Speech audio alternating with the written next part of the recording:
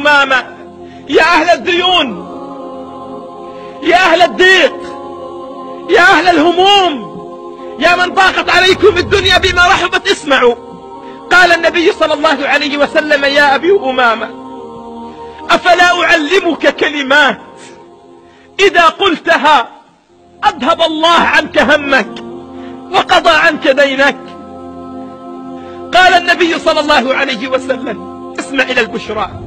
قال: إذا أصبحت وإذا أمسيت قل: اللهم إني أعوذ بك من الهم ومن الحزن، وأعوذ بك من العجز ومن الكسل، وأعوذ بك من الجبن ومن البخل، وأعوذ بك من غلبة الدين وقهر الرجال. يقول أبو أمامة: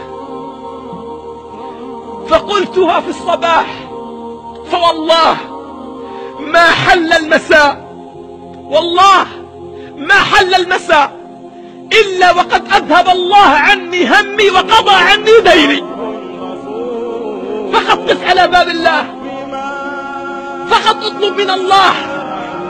أنت بمجرد أن تقول يا الله، بمجرد أن تقول يا رب، يقول الله لك: لبيك عبدي لبيك. اللهم من يرى هذا المقطع ومن ساهم فيه ومن أعان على نشره، اللهم فاغفر له ذنوبه كبيرها وصغيرها، جلها ودقها، عظيمها